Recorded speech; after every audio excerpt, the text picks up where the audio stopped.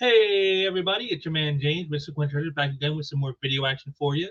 This is another one of those little snippet ones that I've taken a chunk out of a old live stream and made a kind of a new video for you here, just to make it easier for you guys to see some of the best stuff I've done with having to go through hours and hours of video recordings. This one's a little longer because I got a little more in depth, but this one I talk about how deep the modern day political propaganda is running in comics. What we call the wokeness, and how deep it has penetrated everything. Even as the people in the industry, protest and saying that they don't even see it, but yet we all know it's there. And I just highlighted a few examples of just how deep that rot runs, and I think it's pretty kind of interesting myself, to see how much this propaganda has infiltrated just about every facet of not just comics but entertainment in general. And I think when you see this, you'll have a better understanding of it yourself. So I hope you guys get some enjoyment out of this, and I just want to thank you all for coming in and checking this out. And if you can, please drop a like down there if you like what you see and hear. And if you have any comments, please drop them below. I always want to hear what you folks got to say, especially on topics like this. And be sure to subscribe if you haven't subscribed, so you don't miss all the content that I'm putting out around here. And if you have subscribed, please share out some links so others can come and join us. And with that, I bid you a good day, and I will say that we'll be back with more stuff soon. Until then, take care.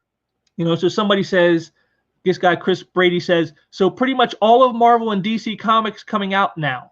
Dude, be careful attacking them like that. Gail Simone is not going to like that. She will attack you. And so then Busiek, to be dismissive and denigrating and condescending to this person, goes, heh, I have no idea what this guy is talking about, but I think he thinks I'm saying Marvel comics are all propaganda rather than responding to someone who thinks that. I don't read as many Marvel books as I used to, but I've been reading more of late, and I must just be missing all this propaganda that they say is in them all. I read Gwen Stacy and missed it. I read Marvel 1, wrote some of it even, and missed it. Read a bunch of DC's Hawkman, missed it. Read some Batman, other stuff, missed it. Maybe it's just hard to spot this propaganda. And no, I don't think it is.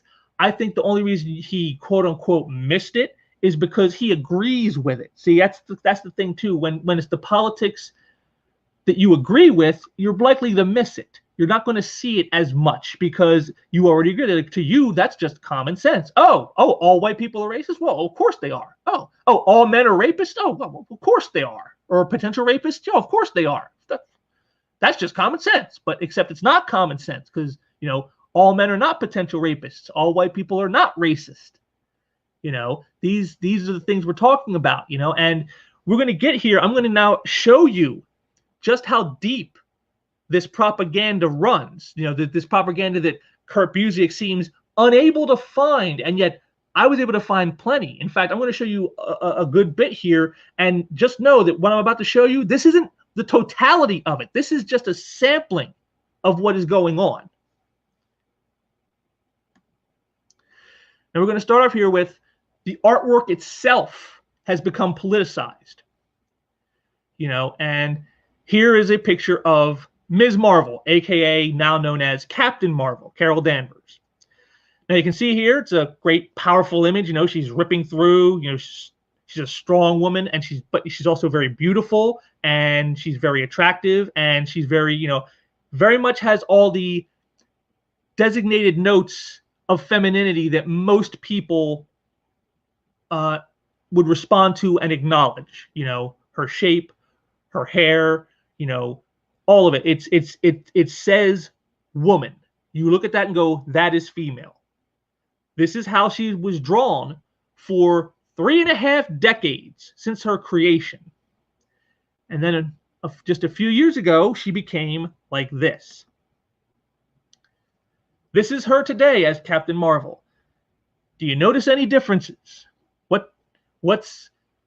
Do you notice any changes between that and the previous image? Tell me, if I did not tell you that this was a female character, would you even have been able to know? Would you have even been able to tell, oh yeah, that's a female character? I don't think you would have. You see, you can see they are removing all the designations the visual cues that most normies would look for to know something is female. This is what your boy Zach, aka Richard C. Meyer, aka the entity formerly known as Diversity in Comics, calls approved body type, where you try to remove any physical characteristics that would spotlight femininity in this character. She has to look a certain way so she can be sort of, in a way, genderless. And, again, this is the politicization, the woke politicization of art. This is what you get when woke politics runs rampant in a creative industry like the comic book industry. And, I have another example coming up here of this. This is Squirrel Girl. This character was actually done as a one-off joke at one point, but she became popular enough, and she's grown, she's grown so much that they gave her own series, several of them, in fact. And this is, for most of her published career, this is how the character looked. Again, you can see very much a feminine form. You can see all the visual cues that you would expect of a female character, the things that denote this is a woman. And then this is how she's drawn more recently. This doesn't just not denote female. I'm not even sure this can denote human being. I mean, it is horribly drawn, for one. I mean, the proportions, the line work, it's all awful. But again, the whole point of this is to remove anything that would denote femininity, anything that would be seen as classically female, and to make it as genderless as you can.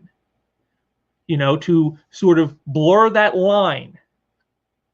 And this is what is done today in comics, visually removing certain attributes, certain characteristics to make all the characters sort of look the same and to make them all appear genderless, because as we all know, men are evil and women are not. But then again, there's the male gaze, and so if you do something that is obviously feminine and denotes female, well, that can be bad. So we have to remove all of that.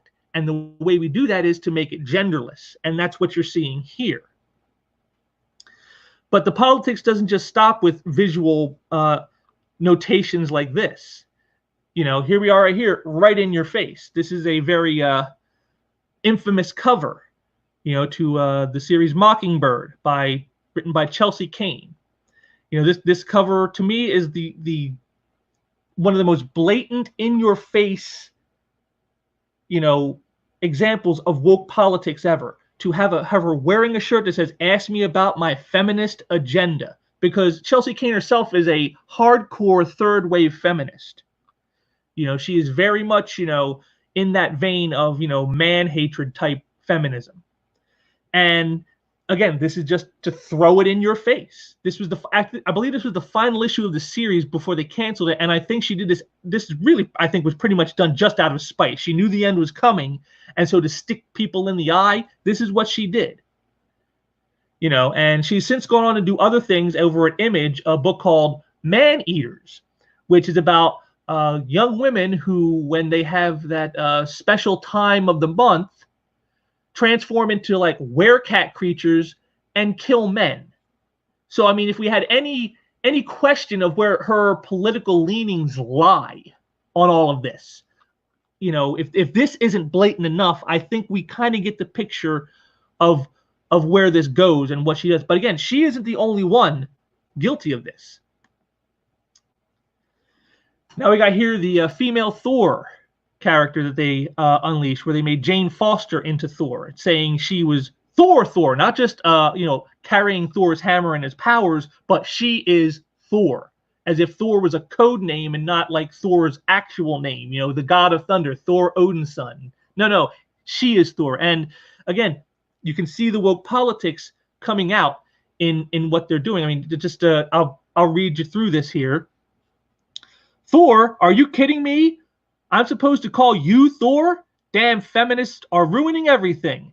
You want to be a chick superhero? Fine. Who the hell cares? But get your own identity. Thor's a dude, one of the last manly dudes still left. What'd you do? Send him to sensitivity training so he'd stop calling Earth girls wenches? And then the female Thor comes in here. I care not what you call me, absorbing man. You know, right there. So I mean, but it's right there. So right there you can see the writer has taken a complaint that came out from the audience. You know, the audience is supposed to be gripping and engaging and entertaining. You know, he took their words of saying, you know, calling her Thor, and not just someone with the power of Thor, but actual I am Thor, and you know, use the villain to express their viewpoint. And again, this is another time-honored tactic of comic book activists to take legitimate claims or legitimate points of view or moderate, you know, viewpoints, and put them in the mouths of evil people to say, see, anyone who says this, well, they're just evil. You know, you got the absorbing man calling, you know, trashing her because she's a woman. So he's, of course, a sexist. So anyone who have a problem with Thor being made into a woman, and, you know, then they're just a sexist. You know, but it doesn't end there, because then here we go. She, thou wishest to touch the hammer, be my guest, and she throws the hammer and kicks him out, and she goes and you know, messes him on. Then she comes to knock him out and goes, you know, the little thought bubbles are where it really comes in. That's for saying feminist like it's a 4-letter word, creep. And also, you know, for the robbing. You see right here, it wasn't, she didn't hit him so much because he's a villain, because he's, you know, a thief, and he's, you know, trying to steal. No, it was because he was politically incorrect, because he saw feminist as a negative.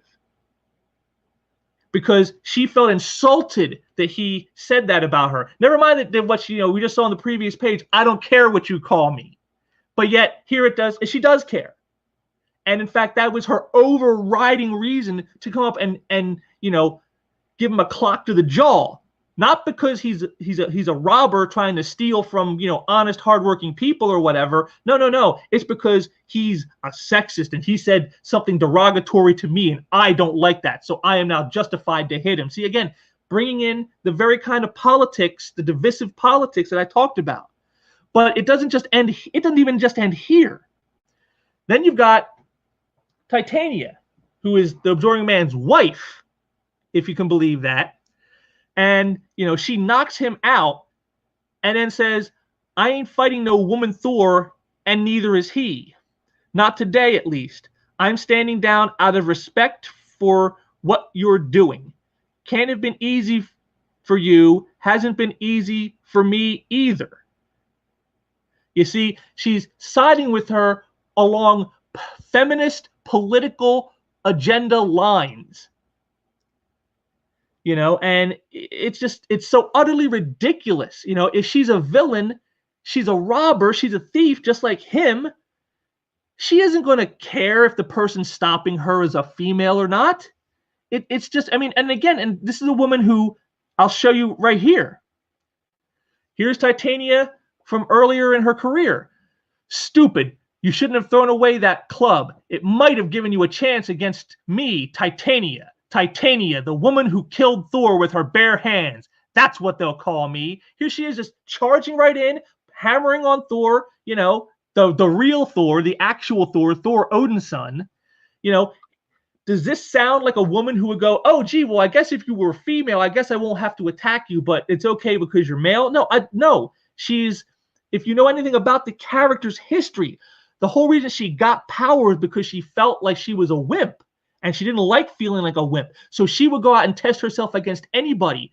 You know, her first appearances were in a book called The Marvel Superheroes Secret Wars. And in that story, she nearly murdered She-Hulk with her bare hands. Now, there's a female character. Where was the female camaraderie then? Where was the feminist uniting there?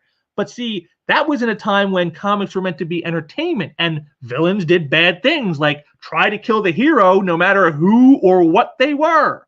You know, I'm committing the crimes, I'm the criminal, you're trying to stop me, therefore I must try and stop you. That's how it worked.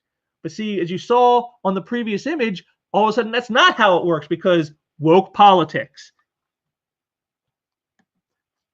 But it's not just female characters who are suffering in this way. Male characters are getting it too. Here's a great image here, you know, Superman and Lois, and she comes up running to him. The world is waiting to hear who you support in the election. And then Superman responds, "Are you serious?" Which, you know, I would think just about anybody would say, because, you know, does anybody really care who Superman would support in an election for president or whatever? Does it even matter? Do we even need to know that to understand this character? No, we don't. This is just injecting political wokeness for the sake of political wokeness. It has nothing to do with whether it's entertaining for the story or useful or anything. And here's some more. You know, with Batman. Here we got Batman with Alfred, and he's like, "What's bothering you, Alfred?" And then Alfred goes, I'll tell you what's bothering me. Some nights, all I see is an old soldier helping a very rich man to leave his mansion at night in his expensive car to visit horrible beatings upon the poor people." That's not what we do, Alfred, isn't it? It might have been easier for you to just buy Gotham City. Instead, you scratch away at it every night. Impoverished people forced into crime or suborned by gangsters with not 1/100th of your own resources. So here we are now, we're talking that, you know, Bruce Wayne is white and privileged and he's attacking the underprivileged, you know, so he's punching down, as the term would be, except he's not punching down, he's stopping criminals. You know, Alfred calls them the poor people because they're not rich like Bruce is. But then again, most people aren't rich like Bruce is. Does that mean they're all criminals? I mean, I'm certainly not as rich as Bruce Wayne, not even close. But yet, I'm not going out there and committing crimes because of it. You see, this is what I'm talking about. All contexts are removed from things that used to be very clear. You know, to have Alfred talking this way is absolutely ridiculous. Alfred would never say something like this to Bruce, at least not until now. But the woke politics went out. You can't punch down. The criminals are poor people, and you're a rich person. And though you're risking your life trying to stop them from hurting other poor people, that doesn't matter. You're rich and they're not. Therefore, you're in the wrong. You're a rich, white, privileged male, and you need to check it. You know, I mean, by this standard, almost any superhero is an oppressor of some kind, which is exactly what they're trying to get across here on Batman. And then, of course, we have the most obvious and blatant political stuff you can see here, creating a new villain. And whose face is that? Come on, we all know. And, you know, this is, again, just something else that is endemic in comics today is Trump derangement syndrome. You know, a lot of these creators hate Trump, not because of what he's done or what he said. They just hate him. You know, he hasn't done anything to hurt a lot of people, despite what they claim. He hasn't done things that have taken anybody's rights away, or he hasn't, you know, forced people to live in poverty, or he hasn't, you know, destroyed, you know, the country. He hasn't done any of these things that they've all claimed would happen. I mean, hell, from the very day he got elected, they said the stock market was going to crash that very day, and instead it shot up. Everything has been the opposite of what they claimed would be under a Trump presidency. But yet, the derangement syndrome exists because Trump does not believe in wokeness.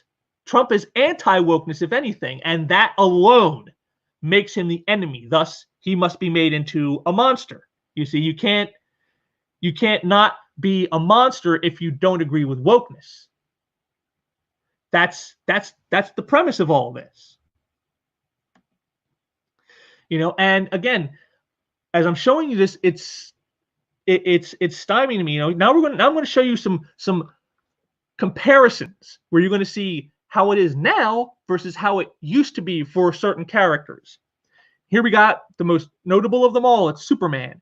And this is from a very famous scene where Superman surrenders and gives up his American citizenship. He's being, he did something that he's, being chastised for, saying it could have been an international incident. And he goes, I realize that. And you're right, of course. It was foolish of me, which is why I intend to speak before the United Nations tomorrow and inform them that I am renouncing my U.S. citizenship. I'm tired of having my actions construed as instruments of U.S. policy. Truth, justice, and the American way is not enough anymore. The world's too small, too connected. Right there, his whole ethos, truth, justice, and the American way, and yet that's no good anymore. U.S. policy, standing up for what America supposedly, the ideals of what the American ideal is no longer any good. It's bad. And you need to be a citizen of the world, not just a citizen of your nation, not just a citizen of your state, but a citizen of the world. Because if you care about your nation, if you care about your people, but not all peoples, if you care about keeping your place good, but not trying to fix everything in the world, well, somehow you're a small-minded, myopic person. And that's exactly what they're trying to get across using, the most American of all heroes just about. And then here we are with Superman in the past.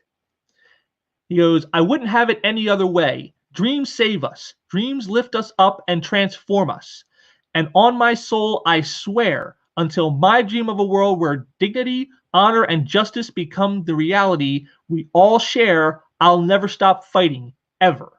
And this is from a story, Action Comics number 775, called What's So Funny About Truth, Justice, and the American Way. Here is Superman standing up for the very ideals of America, standing up for the promise of America.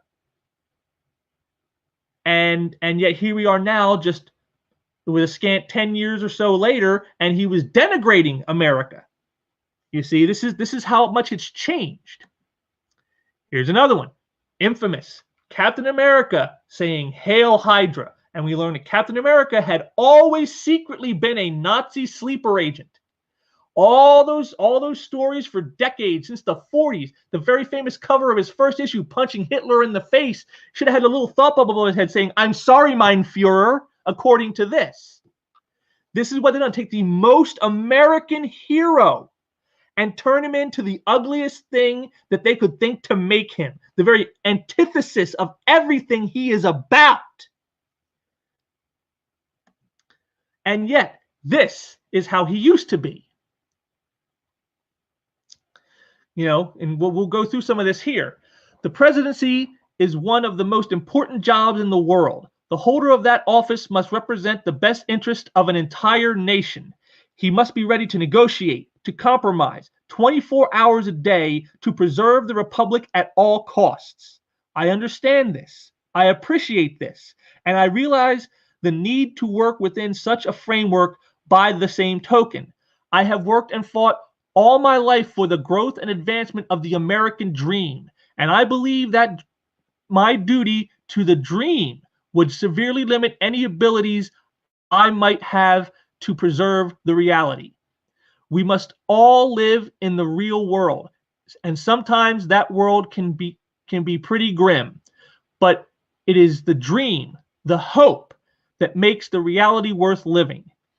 In the early 1940s, I made a personal pledge to uphold the dream, and as long as the dream remains even partially unfulfilled, I cannot abandon it. This man who spoke this was secretly a Nazi for decades. This is what they want you to believe.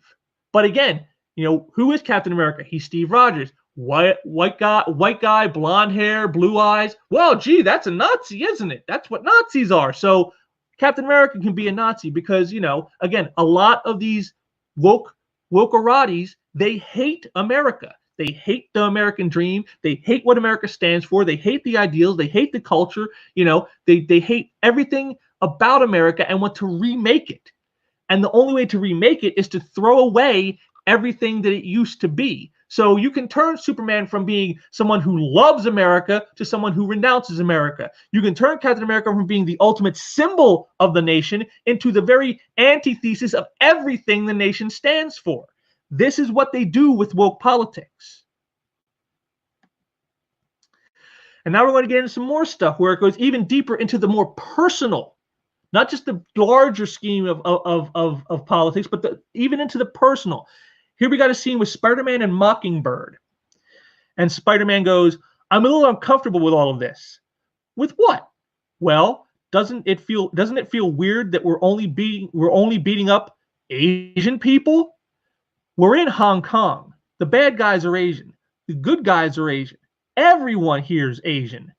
I'm just used to beating up people of all races and creeds. That's how I do it in New York.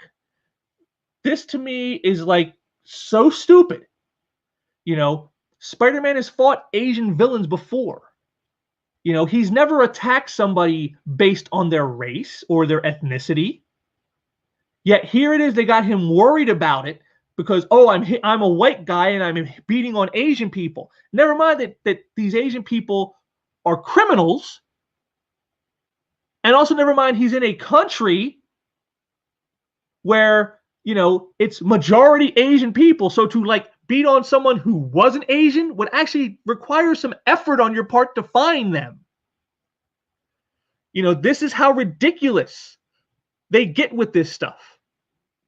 Injecting, you know, Spider-Man trying to infer he feels like a racist when he's doing absolutely nothing racist. But he's a white guy, and he's a white guy with power, and he's privileged, and he's blah, blah, blah, blah, blah. All the woke-karate stuff, all the woke politics stuff. Everything says that Spider-Man is, you know, to beat up an Asian gang, you know, criminals, is wrong for him to do that because he's white. Which, ironically, in my view, that's the real racism. Because you're saying a guy who's trying to stop a criminal can't stop a criminal because of due to the race of him and the criminal being different. That's kind of racist, buddy. That's definitely kind of racist. But, you know, again, you can't make sense of these woke politics because they contradict themselves so often. And then I'm going to get to one of the worst and most egregious ones that I've ever seen done. Here we got this scene of Iceman with his girlfriend. And they're getting ready to go out on a date. And she goes, see you in an hour, Rick. And Iceman goes, unless we're attacked by aliens and she gets kidnapped to the far side of the cosmos. You're kidding, right, Iceman? Actually, that seems to happen to us X-folks all the time. You're not kidding? Don't be scared, Opal. I'd be there to rescue you anytime, anywhere, no matter what. I know, and I'm glad. Now, see, these are people who are obviously very much in love. Iceman is a character who's been around for 6 decades almost. And, you know, he'd always had, you know, relationships with women. He'd always, you know, had, you know, these types of moments with such characters until a few years ago. And then they did this. But, you know, what? Come on. What's happening? Bobby, you're gay. They said Iceman has always been gay. For 55 years, we have history of this character having relationships with women, being with women, sometimes being, you know, tortured by his relationship with how it was going with a woman, all these things. And they come out and say, well, you know what? All along, he was really gay. And, you know, again, this isn't just the worst case of pandering that I've ever seen. You know, it doesn't just desecrate the very core of this character. But I mean, think about what it says. All those years, all those relationships, with all those women, he was lying to them the entire time. He was a complete and total asshole, an irredeemable asshole who was lying to them about who he was and how he felt about them. But again, in the woke world, it doesn't matter that would be the case. That's irrelevant. The past history is irrelevant. We want a gay character, and therefore we're going to make him gay. And again, They did it not because it was a good story point or something that could be developed, or like there was stuff in the history that sort of suggested maybe there was something there. There was none of that there. They did this because they wanted a gay character, and they wanted a gay character with some validity behind it. A character, you know, they wanted to piggyback off of the character's iconic status as a member of the X-Men. You know, that's what this is. You know, a lot of these changes you saw, like the female Thor, you know, why couldn't she be a character that isn't Thor, but a female character with superpowers? Because Thor is a name. Thor is an icon. Everyone hears Thor and they know what that is. They want that validation. They want that instant gratification of being recognizable and iconic, you know.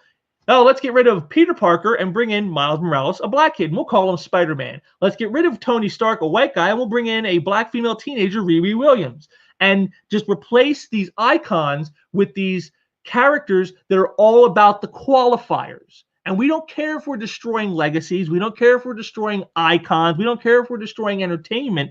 What matters is the wokeness. We need to get people to see the wokeness and to believe the wokeness. You see, again, it's all about indoctrination. It's all about pushing the narrative, to push the agenda. The agenda is you have to be, you know, you have to have more representation.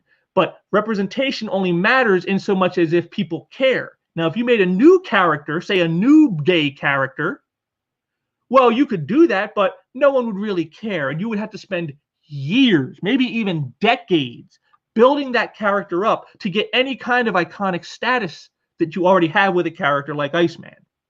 And that's just too much work. That's just too difficult. So